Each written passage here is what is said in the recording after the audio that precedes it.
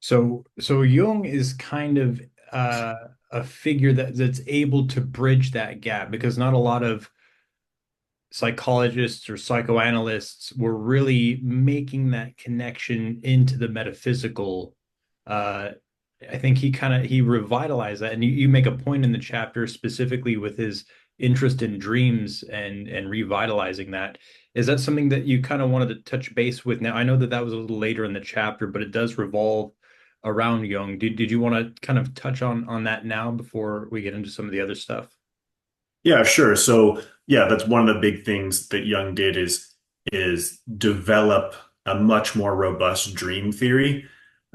Dreams had been introduced into the psychological realm through Freud, and I think they had a common teacher before that. I forget his name, but most popularized by Freud. And then Jung learned from Freud, and they famously split ways over the interpretation and the significance and the depth that they each saw in dreams, and they had very strong disagreements. And Jung was his view of dreams was much more dynamic, much more artistic, you might even say.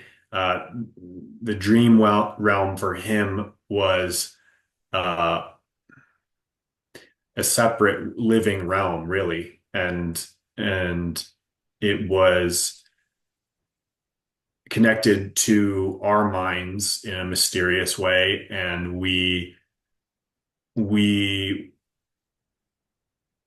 did well to pay attention to it under his model. So what that did was really, if you just wanted to boil it down and put it in some plain language, you could just say he brought us back to the idea that dreams are significant.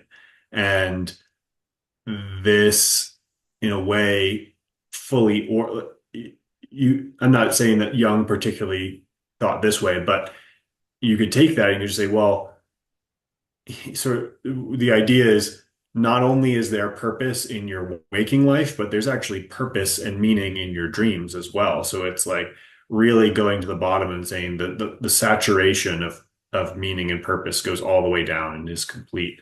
So um, so I think just for that, just for the revitalization of dreams and bringing that back into the modern world, it's worth noting and appreciating Jung's work.